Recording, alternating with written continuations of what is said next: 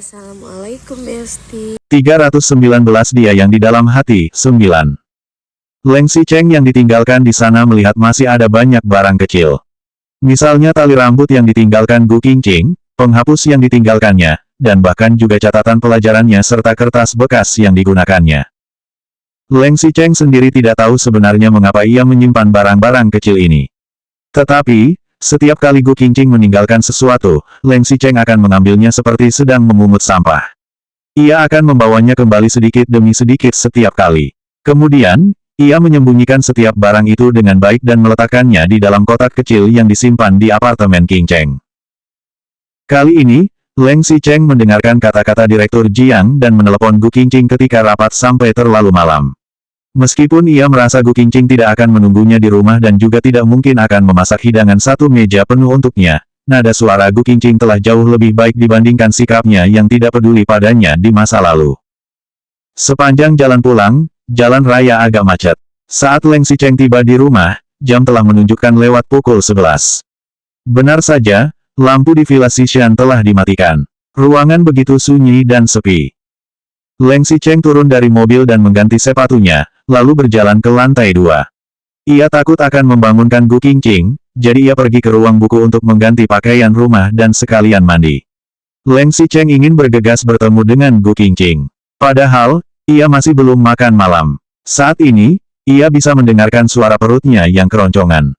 Mungkin masih ada makanan di dapur. Leng Xicheng mengenakan sandal dan turun ke lantai bawah. Benar saja, saat ia mencari di lemari es di dapur, ia menemukan sisa daging babi rebus dan daging sapi seledri. Ketika Leng Xicheng berencana untuk mengeluarkan sisa daging dan memanaskannya, tiba-tiba terdengar suara ketakutan dari arah belakangnya. Siapa? Leng Xicheng menoleh dan melihat Gu Qingqing yang berbaring di sofa ruang tamu. Tubuhnya hanya ditutupi sebuah selimut wol. Tangannya masih memegang ponsel dan ia berdiri dengan ekspresi terkejut. Rambut Gu Qingqing terlihat agak berantakan. Tampaknya tadi ia berbaring di sofa sambil memainkan ponsel hingga kelelahan, lalu segera berbaring dan beristirahat. "Mengapa kamu di sini?" tanya Leng Xicheng pada Gu Qingqing. Leng Xicheng mengerutkan kening, berbalik, dan menghidupkan lampu ruang tamu sambil berpikir, hari sudah malam, tapi Gu Qingqing tidak pergi ke lantai atas untuk beristirahat dengan baik. Dia malah bermain ponsel hingga ketiduran. Bisakah wanita ini menghargai dirinya sendiri? Mungkin karena suara Leng Xicheng terlalu tegas, semua salam baik yang Gu Qingqing persiapkan langsung tersedak di dalam tenggorokannya. Gu Qingqing sedikit menundukkan kepalanya. Ia melihat Leng Xicheng berdiri di depan lemari es dan bertanya, "Kamu masih belum makan malam?" Leng Xicheng mengangguk dengan dingin. Gu Qingqing segera bangkit, "Apakah perlu aku membantumu memanaskannya?" Leng Xicheng melihat Gu Qingqing mengenakan gaun bersuspender dan segera mengerutkan kening. "Apakah kamu mau aku mengurusmu setelah kamu masuk angin?" "Tidak," Gu Qingqing menggelengkan kepalanya. Awalnya ia masih ingin mengatakan bahwa ia yang memasak hidangan ini. Tetapi, saat ia melihat ekspresi Leng Xicheng yang tidak senang, suasana hatinya sedikit tidak nyaman. Demi membuat Leng Xicheng membencinya, Gu Qingqing segera berbalik dan naik ke lantai atas. Gu Qingqing tahu Leng Xicheng membencinya. Meskipun pria itu pindah kembali, mungkin itu juga hanya sementara. Selain itu, pekerjaan Leng Xicheng sangat sibuk hari ini. Mungkin masalah pekerjaan membuat Leng Xicheng merasa kesal, jadi nadanya terdengar tidak begitu senang. Gu Qingqing tahu. Namun, meskipun ia tahu, ada suatu tempat di hatinya yang masih tetap merasa getir dan tidak nyaman. Tidak bisa memikirkannya lagi. Tidak bisa memikirkannya lagi, pikir Gu Qingqing. Ia seharusnya memikirkan bagaimana caranya membuat iklan, bagaimana caranya bekerja sama dengan Su Zipei, dan bahkan Leng Xicheng. Ketika Leng Xicheng kembali, Gu Qingqing telah berbaring untuk beristirahat. Ia melihat Gu Qingqing masih berbaring di tepi tempat tidur dan tidur menyamping, seakan nyaris jatuh jika terus berbalik lagi. Leng Xicheng mengulurkan tangan, meraih Gu Qingqing, dan menariknya ke dalam pelukannya. Mungkin setelah iklan itu selesai, Leng Xicheng seharusnya memiliki waktu luang untuk liburan. Ia bisa membawa Gu Qingqing pergi berjalan-jalan. Itu juga bisa dianggap sebagai bulan madu mereka. Tetapi, Leng Xicheng tetap tidak menunggu Gu Qingqing bangun tidur. Pada pukul 5 pagi, Sekretaris Cheng menelepon Leng Xicheng untuk memberitahu, "Presiden Leng, terjadi sesuatu yang serius." 320 dia yang di dalam hati, 10. Leng Xicheng mengerutkan kening. Ia baru berbaring selama 5 jam dan pikirannya masih dalam keadaan kacau. Leng Xicheng langsung melirik ke samping karena mungkin deringan ponsel itu membangunkan Gu Qingqing. Gu Qingqing bangun dengan mata mengantuk dan bertanya, "Ada apa?" Leng Xicheng melihat wajah Gu Qingqing yang mengantuk hingga tidak bisa membuka matanya, lalu segera bangkit dan menjawab, "Tidak apa-apa. Kamu tidurlah." Kemudian, Leng Xicheng mengambil kemeja dan mengenakannya sambil berjalan keluar. Masih sambil memegang ponsel, Leng Xicheng pada sekretaris Cheng, "Katakan apa yang terjadi." "Tadi malam, seseorang memfoto Anda dan Su Zipei saat berbicara di bawah gedung grup Leng lalu mengunggah foto itu ke internet. Orang itu juga menggabungkan skandal lama tentang hubungan Anda dan Su Zipei di kuliah dengan berita pernikahan kalian. Bahkan, berita pertunangan juga ditulis oleh reporter gosip itu. Sekarang perusahaan pialang Su Zipei telah ribut hingga berantakan dan berita ini telah menjadi berita utama penelusuran panas di Weibo." Leng Xicheng segera mengernyit. Terjadi masalah demi masalah berturut-turut.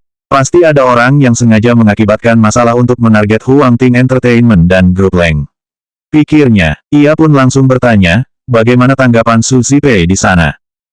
Bagaimana jika Su Zipei membesar-besarkan skandal itu di belakang Leng Xicheng? Ia pasti tidak bisa membiarkan itu. Mereka pasti langsung menyangkalnya, tapi mereka masih harus berdiskusi dengan kita soal pengumuman pers yang spesifik. Leng Xicheng mengangguk, "Baik. Kamu segera pergi hubungi agennya. Jangan melibatkan Su Zipei ke dalam masalah ini. Dia lebih baik melindungi citranya yang sehat dan positif. Jangan sampai dia dicap sebagai orang ketiga." Leng Xicheng sedang berbicara di luar, sedangkan Gu Qingqing awalnya masih linglung di dalam ruangan. Tetapi, ketika ia mendengar suara berat Leng Xicheng, ia menyadari bahwa sepertinya ada terjadi sesuatu yang serius pada Leng Xicheng. Gu Qingqing menundukkan kepala dan melihat sandal Leng Xicheng masih di bawah tempat tidur. Ia pun berniat meminta Leng Xicheng memakai sandalnya karena takut pria itu akan kedinginan. Namun, ketika Gu Qingqing berjalan ke pintu, ia langsung mendengar Leng Xicheng merendahkan suaranya dan menyebutkan sesuatu soal melindungi Su Zipei. Hatinya tiba-tiba menjadi tidak nyaman.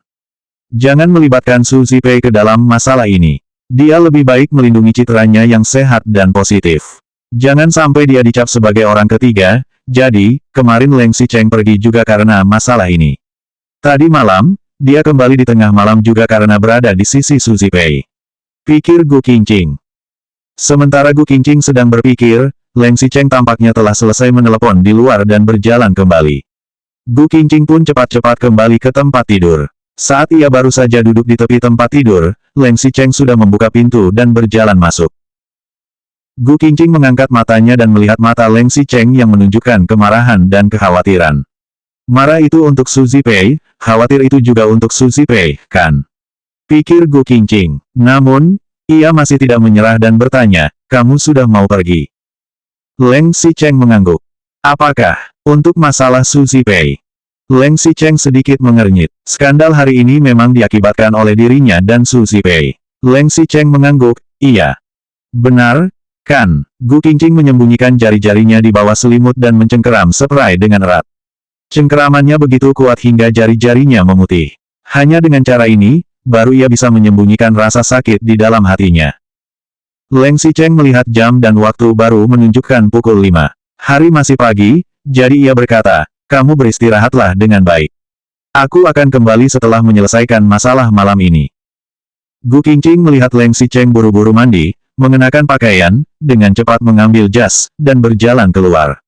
Kemudian, Leng Xicheng turun ke lantai bawah dan melangkah keluar dari pintu rumah untuk naik ke mobil. Mobil perlahan-lahan menjauh dan akhirnya menghilang. Gu Qingqing berbaring kembali ke tempat tidur. Saat ia melihat lampu kristal yang menggantung di atasnya, ia hanya melihat ilusi yang mencela diri sendiri. Leng Xicheng memang memperlakukanku dengan lebih baik baru-baru ini, tapi memangnya kenapa kalau begitu? Su Zipei hanya perlu bergerak sedikit dan itu akan segera menarik Leng Xicheng ke sana. Gu Qingqing berangkat kerja dan pergi ke perusahaan tanpa berpikir banyak. Ia tidak mengira bahwa setelah berhari-hari tidak bertemu, Su Zijin yang sudah lama menghilang akhirnya akan datang. Begitu Su Zijin melihat Gu Qingqing, ia langsung memprovokasi, "Apakah kamu ingin tahu siapa yang ada di dalam hati kakak Xicheng? Datanglah minggu sore nanti, aku akan menunjukkannya padamu sendiri." Selanjutnya bab 321 Nyonya Asli 1.